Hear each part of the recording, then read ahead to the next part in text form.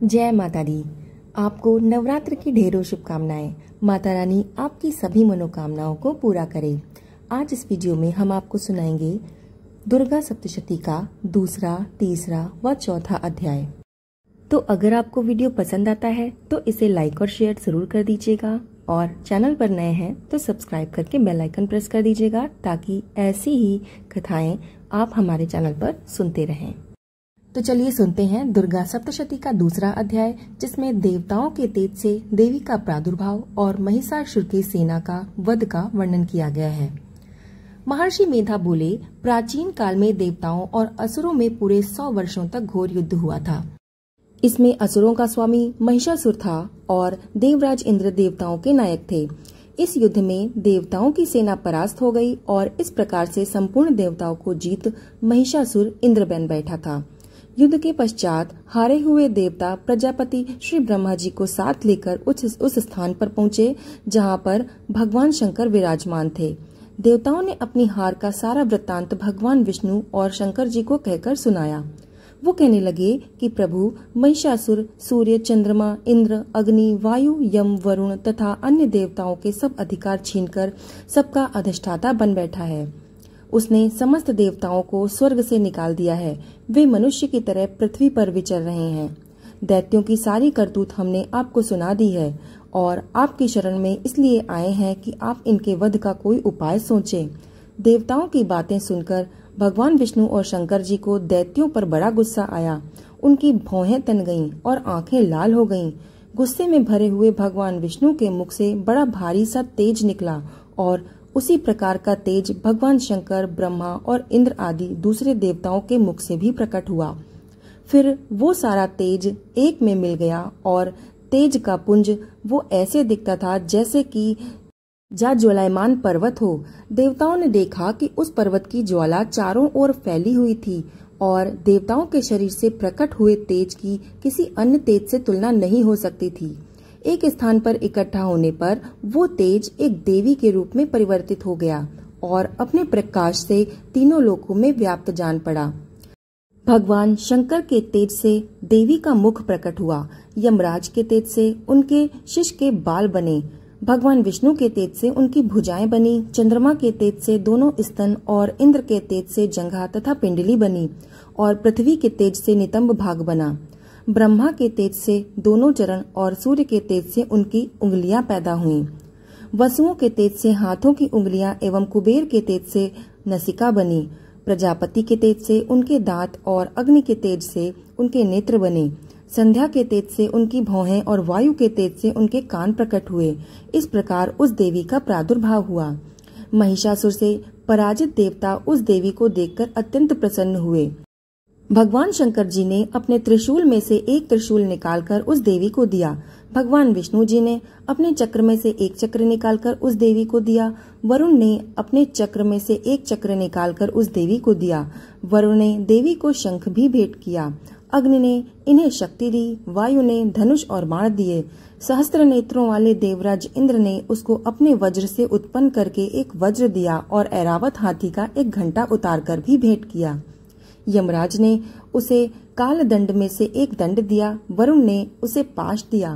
प्रजापति ने स्फटिक की माला दी और ब्रह्मा जी ने उसे अपना कमंडल दिया। सूर्यदेव ने समस्त रोमों में अपनी किरणों का तेज भर दिया। काल ने उसे चमकती हुई ढाल तथा तलवार दी और उज्जवल हार और दिव्य वस्त्र उसे भेंट किए और इनके साथ ही उसने दिव्य चूड़ामणि दी। 2 कुंडल, कंकड़, ज्वल, अर्धचंद्र, बाहों की बाजूबंद, चरणों के लिए नुपुर, गले के लिए सुंदर हंसली और उंगलियों के लिए रत्नों से बनी हुई अंगूठियां उसको दे दी। विश्वकर्मा ने उसको फरसा दिया और उसके साथ ही कई प्रकार के अस्त्र और अभेद्य कवच दिए। इसके अतिरिक्त उसने कभी न कुंभलाने वाले सुंदर कमलों की मालाएं भेंट की। समुद्र ने सुंदर कमल का फूल भेंट किया। हिमालय ने सवारी के लिए सिंह और तरह तरह के रत्न देवी को भेंट किए। यक्षराज कुबेर ने मधु से भरा हुआ पात्र और शेषनाग ने उन्हें बहुमूल्य मणियों से विभूषित नागहार भेंट किया। इस तरह दूसरे देवताओं ने भी उसे आभूषण और अस्त्र देकर उसका सम्मान किया। इसके पश्चात देवी ने उच्च स्वर से गर्जना की। इसके इस भयंकर नाद से आकाश गूंज उठा। देवी का वो उच्च स्वर से किया हुआ सिंहनाद समा न सका। आकाश उनके सामने छोटा प्रतीत होने लगा। उससे बड़े जोर से प्रतिध्वनि हुई, जिससे समस्त विश्व में हलचल सी मच गई और समुद्र कांप उठे, पृथ्वी डोलने लगी और सब पर्वत हिलने लगे। देवताओं ने उस समय प्रसन्न हो सिंह वाहिनी जगतमयी देवी को कहा कि तुम्हारी जय हो। इसके साथ महर्षियों ने भक्ति भाव से विनम्र होकर उनकी स्तुति की। संपूर्ण त्रिलोकी को शोक मग्न देखकर देवगण अपनी सेनाओं को साथ लेकर और हथियार आदि सजाकर उठ खड़े हुए। महिषासुर के क्रोध की भी कोई सीमा नहीं थी। उसने क्रोध में भरकर कहा कि ये सब क्या उत्पात है। फिर वो अपनी सेना के साथ उस ओर दौड़ा जिस ओर से भयंकर नाद का शब्द सुनाई दे रहा था, और आगे पहुंचकर उसने देवी को देखा, जो कि अपनी प्रभा से तीनों लोकों को प्रकाशित कर रही थी। उसके चरणों के भार से पृथ्वी दबी जा रही थी। माथे के मुकुट से आकाश में रेखा सी बन रही थी और धनुष की टंकार से सब लोग क्षुब्ध हो रहे थे। देवी अपनी सहस्त्र भुजाओं को संपूर्ण दिशाओं में फैलाकर खड़ी हुई थी। इसके पश्चात उनका दैत्यों के साथ युद्ध छिड़ गया और इस प्रकार के अस्त्र शस्त्रों से सबकी सब दिशाएं उद्भाषित होने लगी। महिषासुर की सेना का सेनापति चिक्षुर नाम का एक महान असुर था। वो आगे बढ़कर देवी के साथ युद्ध करने लगा और दूसरे दैत्यों की चतुरंगिणी सेना साथ लेकर चामर भी लड़ने लगा और 60,000 महारथियों को साथ लेकर उदग्र नामक महादैत्य आकर युद्ध करने लगा और महाहनु नामक असुर 1 करोड़ रथियों को लेकर, असिलोमा नामक असुर 5 करोड़ सैनिकों को लेकर युद्ध करने लगा। वाशकल नामक असुर 7 लाख असुरों के साथ युद्ध में आ गया। विडाल नामक असुर 1 करोड़ रथियों सहित लड़ने लगा। इन सब के अतिरिक्त और भी हजारों असुर हाथी और घोड़े लेकर उनसे लड़ने लगे और इसके पश्चात महिषासुर करोड़ों रथों, हाथियों और घोड़ों सहित वहां आकर देवी के साथ लड़ने लगा। सभी असुर तोमर, भिंदीपाल, शक्ति, मुसल, खंडों, फरसों, पट्टियों के साथ रणभूमि में देवी के साथ युद्ध करने लगे। कई शक्तियां फेंकने लगे और अन्य शस्त्र आदि से लड़ने लगे। इसके पश्चात सब दैत्य अपनी अपनी तलवारें हाथ में लेकर देवी की ओर दौड़े और उसे मार डालने का प्रयास करने लगे, मगर देवी ने क्रोध में भरकर खेल ही खेल में उनके सारे अस्त्र शस्त्रों को काट डाला। इसके पश्चात ऋषियों और देवताओं ने देवी की स्तुति आरंभ कर दी और वो प्रसन्न होकर असुरों के शरीर पर अस्त्रों शस्त्रों की वर्षा करती रहीं। देवी के वाहन भी क्रोध में भरकर दैत्य की सेना में इस प्रकार विचरने लगा जैसे कि वन में दानावल फैल रहा हो। युद्ध करती हुई देवी ने क्रोध में भरकर जितने श्वासों को छोड़ा वो तुरंत ही सैकड़ों हजारों गणों के रूप में परिवर्तित हो गए। फरसे, भिंदीपाल, खड़ग तथा पट्टियों इत्यादि अस्त्रों के साथ दैत्यों से युद्ध करने लगे। देवी की शक्ति से बड़े हुए वो गण दैत्यों का नाश करते हुए ढोल, शंख, मृदंग आदि बजा रहे थे। फिर देवी ने त्रिशूल, गदा, शक्ति, खड़ग इत्यादि से सहस्त्रों असुरों को मार डाला। कितने को घंटों की भयंकर आवाज से ही यमलोक पहुंचा दिया। कितने ही असुरों को उसने पास में बांधकर पृथ्वी पर घसीटा। कितने को अपनी तलवार से टुकड़े टुकड़े कर दिए और कितनों को गदा की चोट से धरती पर सुला दिया। कई दैत्य मूसल की मार से घायल होकर रक्त वमन करने लगे और कई शूल से छाती फट जाने के कारण पृथ्वी पर लेट गए और कितनों की बाण से कमर टूट गई। देवताओं को पीड़ा देने वाले दैत्य कट कट कर मरने लगे। कितनों की बाहें अलग हो गईं, कितनों की ग्रीवाएं कट गईं, कितनों के सर कट गए और सर भूमि पर लुढ़क गए। कितनों के शरीर बीच में से कट गए और कितनों की जंघाएं कट गईं और वो पृथ्वी पर गिर पड़े। कितने ही सिरों व पैरों के कटने पर भी भूमि से उठ खड़े हुए और शस्त्र हाथ में लेकर देवी से पुनः लड़ने लगे। और कई दैत्यगण भूमि में बाजों की ध्वनि के साथ नाच रहे थे। कई असुर जिनके सर कट चुके थे बिना सर के धड़ के साथ ही हाथ में शस्त्र लिए हुए लड़ रहे थे। दैत्य रह रहकर ठहरो ठहरो कहते हुए देवी को युद्ध के लिए ललकार रहे थे। जहाँ पर घोर संग्राम हुआ था वहाँ की भूमि रथ, हाथी, घोड़े और असुरों की लाशों से भर गई थी और असुरों की सेना के बीच में रक्तपात होने के कारण रुधिर की नदियां बह रही थीं। और इस तरह से देवी ने असुरों की विशाल सेना का क्षण भर में इस तरह से नष्ट कर डाला जैसे तृष्ण काष्ठ के बड़े समूह को अग्नि नष्ट कर डालती है। और देवी का सिंह भी गर्दन के बालों को हिलाता हुआ और बड़ा शब्द करता हुआ असुरों के शरीर से मानो उनके प्राणों को ढूंढ रहा था। वहां देवी के गणों ने जब दैत्यों के साथ युद्ध किए तो देवताओं ने प्रसन्न होकर आकाश से उन पर वर्षा की। यहाँ पे दूसरा अध्याय समाप्त होता है। अब सुनते हैं तीसरा अध्याय, जिसमें सेनापतियों सहित महिषासुर के वध का वर्णन किया गया है।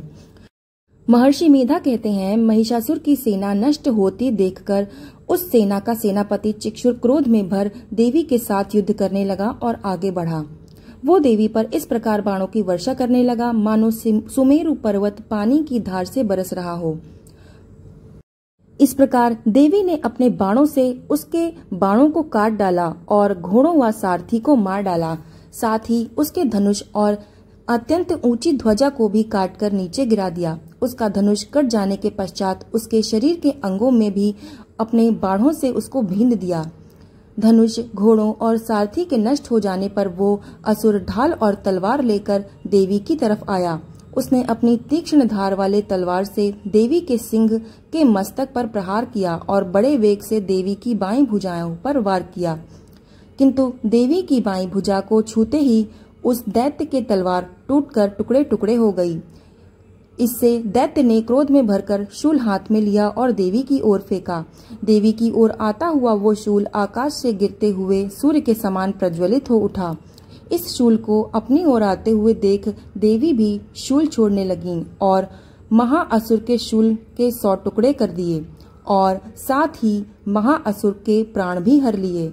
चिक्षुर के मरने पर देवताओं को दुख देने वाला चामर नामक दैत्य हाथी पर सवार होकर देवी से लड़ने के लिए आया और उसने आने के साथ ही शक्ति से प्रहार किया, किंतु देवी ने अपनी हुंकार से ही उसे तोड़कर पृथ्वी पर डाल दिया। शक्ति को टूटा हुआ देखकर दैत्य ने क्रोध से लाल होकर शूल चलाया, किंतु देवी ने उसको भी काट दिया। इतने में देवी का सिंह उछलकर हाथी के मस्तक पर सवार हो गया और दैत्य के साथ बहुत ही तीव्र युद्ध करने लगा। फिर वो दोनों लड़ते हुए हाथी पर से पृथ्वी पर आ गिरे और दोनों बड़े क्रोध से लड़ने लगे। फिर बड़े जोर से आकाश की ओर वो उछला और जब पृथ्वी की ओर आया तो उसने अपने पंजे से चामर का सिर धड़ से अलग कर दिया। क्रोध से भरी हुई देवी ने शिला और वृक्ष आदि की चोटों से उदग्र को भी मार दिया।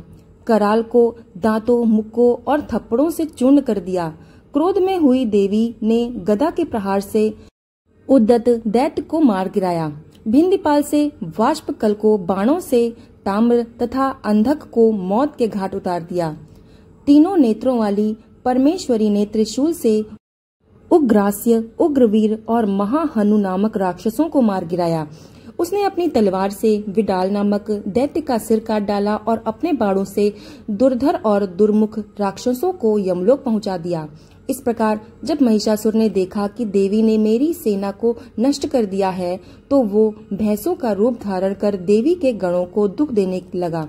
उन गणों में कितनों को उसने अपने मुख के प्रहार से, कितनों को खुरों से, कितनों को पूंछ से और कितनों को सींगों से, बहुतों को तो दौड़ाने के वेग से, अनेकों को सिंहनाद से, कितनों को चक्कर देकर और कितनों को श्वास वायु के झोंकों से पृथ्वी पर गिरा दिया। वो दैत्य इस प्रकार गणों की सेना को गिरा देवी के सिंह को मारने के लिए दौड़ा। इस पर देवी को बड़ा गुस्सा आया। उधर दैत्य भी क्रोध में भरकर धरती को खुरों से खोदने लगा तथा सींगों से पर्वतों को उखाड़ उखाड़ कर धरती पर फेंकने लगा और मुख से शब्द करने लगा। महिषासुर के वेग से चक्कर देने के कारण पृथ्वी शुद्ध होकर फटने लगी। उसकी पूंछ से टकराकर समुद्र चारों ओर फैलने लगा। हिलते हुए सींगों के आघात से मेघ खंड खंड हो गए और श्वास से आकाश में उड़ते हुए पर्वत फटने लगे। इस तरह क्रोध में भरे हुए राक्षस को देख चंडिका को भी क्रोध आ गया और वो उसे मारने के लिए क्रोध में भर गई। देवी ने पार्श्व फेंककर दैत्य को बांध लिया और उसने बंध जाने पर दैत्य का रूप त्याग दिया और सिंह का रूप बना लिया। और जैसे ही देवी उसका सिर काटने के लिए तैयार हुई, उसने पुरुष का रूप बना लिया जो कि हाथ में तलवार लिए हुए था। देवी ने तुरंत ही अपने बाणों के साथ उस पुरुष को उसकी तलवार सहित बींध डाला। इसके पश्चात वो हाथी के रूप में दिखाई देने लगा और अपनी लंबी सूंड से देवी के सिंह को खींचने लगा और गर्जन करने लगा। देवी ने अपनी तलवार से उसकी सूंड काट डाली। तब राक्षस ने एक बार फिर भैंसे का रूप धारण कर लिया और पहले की तरह चर अचर जीवों सहित समस्त त्रिलोकों को व्याकुल करने लगा। इसके पश्चात क्रोध में भरी हुई देवी बारंबार उत्तम मधु का पान करने लगी और लाल लाल नेत्र करके हंसने लगी। उधर बलवीर तथा मद से क्रुद्ध होकर दैत्य भी गरजने लगा। अपने सींगों से देवी पर पर्वत को फेंकने लगा। देवी अपने बाणों से उसके फेंकते हुए पर्वत को चूर्ण करती हुई बोली, ओ मूर्ण, जब तक मैं मधुपान कर रही हूँ तब तक तू गरज ले। इसके पश्चात मेरे हाथों तेरी मृत्यु होना निश्चित है और जब तेरी मृत्यु होगी तब देवता गरजेंगे। महर्षि मेधा ने कहा कि ऐसा कहकर देवी उछलकर उस दैत्य पर जा चढ़ी और उसको अपने पैर से दबाकर शूल से उसके गले पर आघात किया। देवी के पैर से दबने पर भी दैत्य अपने दूसरे रूप से अपने मुख से बाहर होने लगा। अभी वो आधा ही बाहर निकला था कि देवी ने अपने प्रभाव से उसको रोक दिया। जब वो आधा निकला हुआ ही दैत्य युद्ध करने लगा तो देवी ने अपनी तलवार से उसका सिर काट दिया। इसके पश्चात सारी राक्षस सेना हाहाकार करती हुई वहां से भाग खड़ी हुई और सब देवता अत्यंत प्रसन्न हुए तथा ऋषियों महर्षियों सहित देवी की स्तुति करने लगे। गंधर्वराज गान करके तथा अप्सराएं नृत्य करने लगीं। यहाँ पर तीसरा अध्याय भी समाप्त होता है। अब सुनते हैं चौथा अध्याय, जिसमें इंद्र आदि देवताओं द्वारा देवी की स्तुति की गई है। महर्षि मेधा बोले कि देवी ने जब पराक्रमी दुरात्मा महिषासुर को मार गिराया और उसकी असुरों की सेना को मार दिया, तब इंद्र आदि समस्त देवता अपने सिर तथा शरीर को झुकाकर भगवती देवी की स्तुति करने लगे। जिस देवी ने अपनी शक्ति से ये जगत व्याप्त किया है और जो संपूर्ण देवताओं तथा महर्षियों के लिए पूजनीय है, उस अंबिका को हम भक्ति पूर्वक नमन करते हैं। वो हम सबका कल्याण करे। जिस अतुल प्रभाव और बल का वर्णन भगवान विष्णु, शंकर और ब्रह्मा जी भी नहीं कर सके, वही चंडिका देवी इस संपूर्ण जगत का पालन करे और अशुभ भय का नाश करे। पुण्यात्माओं के घरों में तुम स्वयं लक्ष्मी का रूप हो और पापियों के घरों में तुम अलक्ष्मी का रूप हो। सतकुल में उत्पन्न होने वालों के लिए तुम लज्जा का रूप होकर उनके घरों में निवास करती हो। हम दुर्गा भगवती को नमस्कार करते हैं। हे देवी, इस विश्व का पालन करो। हे देवी, हम तुम्हारे अचिंत्य रूप का किस प्रकार वर्णन करें। असुरों का नाश करने वाली भारी पराक्रम तथा समस्त देवताओं और दैत्यों के विषय में जो तुम्हारे पवित्र चरित्र हैं, उनका हम किस प्रकार वर्णन करें। हे देवी, त्रिगुणात्मिका होने पर भी तुम संपूर्ण जगत की उत्पत्ति का कारण हो। हे देवी, भगवान विष्णु, शंकर आदि किसी भी देवता ने तुम्हारा पार नहीं पाया है। तुम सबकी आश्रय हो। ये संपूर्ण जगत तुम्हारा ही अंश रूप है, क्योंकि तुम सबकी आदि भूत प्रकृति हो। हे देवी, तुम्हारे जिस नाम के उच्चारण से संपूर्ण यज्ञों में सब देवता तृप्ति लाभ करते हैं, वो स्वाहा तुम ही हो। इसके अतिरिक्त तुम पितरों की तृप्ति का कारण हो, इसलिए सब आपको स्वधा कहते हैं। हे देवी, वो विद्या जो मोक्ष देने वाली है, जो अचिंत्य महाज्ञान स्वरूपा है, तत्वों के सार को वश में करने वाले, संपूर्ण दोषों को दूर करने वाले, मोक्ष की इच्छा करने वाले मुनिजन जिनका अभ्यास करते हैं, वो तुम ही हो। तुम वाणी रूप हो, दोष रहित ऋग तथा यजुर्वेद की एवं उद्गीत और सुंदर पदों के पाठ वाले सामवेद की आश्रय हो। तुम भगवती हो। इस विश्व की उत्पत्ति एवं पालन के लिए तुम वार्ता के रूप में प्रकट हुई हो और तुम संपूर्ण संसार की पीड़ा को हरने वाली हो। हे देवी, जिससे सारे शस्त्रों को जाना जाता है, वो मेघा शक्ति तुम ही हो और दुर्गम भव सागर से पार करने वाली नौका तुम ही हो। लक्ष्मी रूप से विष्णु भगवान के हृदय में निवास करने वाली और भगवान महादेव द्वारा सम्मानित गौरी देवी तुम ही हो। मंद मुस्कान करने वाली, निर्मल पूर्ण चंद बिंब के समान और उत्तम सुवर्ण की मनोहर कांति से कमनीय तुम्हारे मुख को देखकर भी महिषासुर क्रोध में भर गया। वो बड़े आश्चर्य की बात है। और हे देवी, तुम्हारा यही मुख जब क्रोध से भर गया तो उदय काल के चंद्रमा की भांति लाल हो गया और तनी हुई भौहों के कारण आपका रूप विकराल हो गया। उसे देखकर भी महिषासुर के शीघ्र प्राण नहीं निकले, वो बड़े आश्चर्य की बात है। आपके कुपित मुख के दर्शन करने से भला कौन जीवित रह सकता है। हे देवी, तुम हमारे कल्याण के लिए प्रसन्न हो जाओ। आपके प्रसन्न होने पर इस जगत का अभ्युदय होगा, और जब आप क्रुद्ध हो जाती हैं तो कितने ही कुलों का सर्वनाश हो जाता है। ये हमने अभी अभी जाना है कि तुमने महिषासुर की सेना को, बहुत बड़ी बड़ी सेना को देखते देखते ही मार डाला। हे देवी, सदा प्रताप देने वाली तुम जिस पर प्रसन्न होती हो वही देश में सम्मानित होते हैं और धन यश की वृद्धि होती है। जिनका धर्म कभी शिथिल नहीं होता और उनके यहाँ अधिक पुत्र पुत्रियां और नौकर होते हैं। हे देवी, तुम्हारी कृपा से ही धर्मात्मा पुरुष प्रतिदिन श्रद्धा पूर्वक यज्ञ करता है और धर्माकुल आचरण करता है और उसके प्रभाव से स्वर्ग लोक में जाता है, क्योंकि तुम तीनों लोकों में वनवांछित फल देने वाली हो। हे माँ दुर्गे, तुम स्मरण करने पर पूर्ण जीवों के भय को नष्ट कर देती हो और स्थिर चित्त वालों के द्वारा चिंतन करने पर उन्हें अत्यंत मंगल देती हो। हे दरिद्र दुख नाशिनी देवी, तुम्हारे सिवा दूसरा कौन है। तुम्हारा चित्त सदा दूसरों के उपकार में लगा रहता है। हे देवी, तुम शत्रुओं को इसलिए मारती हो कि उनके मरने से जो दूसरों को दुख मिलता है वो चाहे नरक में जाने के लिए चिरकाल तक पाप करते रहें, किंतु तुम्हारे साथ युद्ध करके सीधे स्वर्ग को जाएं, इसलिए तुम उनका वध करती हो। हे देवी, क्या तुम दृष्टिपात मात्र से समस्त असुरों को भस्म नहीं कर सकती? अवश्य ही कर सकती हो, किंतु तुम्हारा शत्रुओं को शस्त्रों के द्वारा मारना इसलिए है कि शस्त्रों के द्वारा मारकर ही वे स्वर्ग जाएं। इस तरह से हे देवी, उन शत्रुओं के प्रति तुम्हारा जो भी विचार है वो अति उत्तम है। हे देवी, तुम्हारे उग्र खड्ग की चमक और त्रिशूल की नोक की कांति की किरणों से असुर की आंख फूट नहीं गई। उसका कारण ये था कि वे किरणों से शोभायमान तुम्हारे चंद्रमा के समान आनंद प्रदान करने वाले सुंदर मुख को देख रहे थे। हे देवी, तुम्हारा शील बुरे वृत्तांत को दूर करने वाला है और सबसे अधिक तुम्हारा रूप है जो न तो कभी चिंतन में आ सकता है और न जिसकी दूसरों से कभी तुलना हो सकती है। तुम्हारा बल व पराक्रम शत्रुओं को नाश करने वाला है। इस तरह तुमने शत्रुओं पर भी दया प्रकट की है। हे देवी, तुम्हारे बल की किसके साथ बराबरी की जा सकती है तथा शत्रुओं को भय देने वाला इतना सुंदर रूप और किसका है। हृदय में कृपा और युद्ध में निष्ठुरता, ये दोनों बातें तीनों लोकों में केवल तुम्ही में देखने को आई हैं। हे माता, युद्ध भूमि में शत्रुओं को मारकर तुमने उन्हें स्वर्ग लोक में पहुंचाया है। इस तरह तीनों लोकों की तुमने रक्षा की है और उन उन्मत्त असुरों से जो हमें भय था उनको भी तुमने दूर किया है। तुमको हमारा नमस्कार है। हे देवी, तुम शूल तथा खड़ग से हमारी रक्षा करो तथा घंटे की ध्वनि और धनुष की टंकार से भी हमारी रक्षा करो। हे चंडिके, आप अपने शूल को घुमाकर पूर्व पश्चिम उत्तर तथा दक्षिण दिशा में हमारी रक्षा करो। तीनों लोकों में जो तुम्हारे सौम्य रूप हैं तथा घोर रूप हैं उनसे हमारी रक्षा करो तथा इस पृथ्वी की रक्षा करो।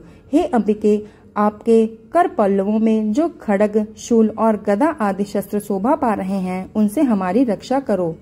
महर्षि बोले कि इस प्रकार जब सब देवताओं ने जगत माता भगवती की स्तुति की और नंद वन के पुष्पों तथा गंध अनुलेपों द्वारा उनका पूजन किया और फिर सबने मिलकर जब सुगंधित व दिव्य धूपों द्वारा उनको सुगंध निवेदन की, तब देवी ने प्रसन्न होकर कहा कि हे देवताओं, तुम सब मुझसे मनवांछित वर मांगो। देवता बोले कि हे भगवती देवी, तुमने हमारा सब कुछ कार्य तो कर दिया है, अब हमारे लिए कुछ भी मांगना बाकी नहीं रह गया, क्योंकि तुमने हमारे शत्रु महिषासुर को मार डाला है। हे महेश्वरी, तुम इस पर भी यदि हमें कोई वर देना चाहती हो तो बस इतना ही वर दो कि जब जब हम आपका स्मरण करें तब तब आप हमारी विपत्तियों को हरने के लिए हमें दर्शन दिया करो। हे अंबिके, जो कोई भी तुम्हारी स्तुति करे तुम उनको वित्त समृद्धि और वैभव देने के साथ ही इनके धन और स्त्री आदि संपत्तियों को बढ़ाओ तथा सदा हम पर प्रसन्न रहो। महर्षि बोले कि हे राजन, देवताओं ने जब जगत के लिए तथा अपने लिए इस प्रकार प्रश्न किया तो बस तथास्तु कहकर देवी अंतर्ध्यान हो गईं। हे भूपति, जिस प्रकार तीनों लोकों का हित चाहने वाली ये भगवती देवताओं के शरीर से उत्पन्न हुई, वो सारा वृत्तांत मैंने तुमको कहकर सुनाया। इसके पश्चात दुष्ट असुरों तथा शुंभ निशुंभ का वध करने और सब लोगों की रक्षा करने के लिए जिस प्रकार गौरी देवी के शरीर से उत्पन्न हुई थी, वो सारा वृत्तांत मैं यथापूर्वक तुमको वर्णन करता हूँ। तो यहाँ पर दुर्गा सप्तशती का चौथा अध्याय भी समाप्त होता है। आगे के सभी अध्याय आपको हमारे चैनल पर समय समय से मिलते रहेंगे। तब तक के लिए कमेंट में जय माता की लिखना मत भूलिएगा। कथा को अंत तक सुनने के लिए धन्यवाद। जय माता दी।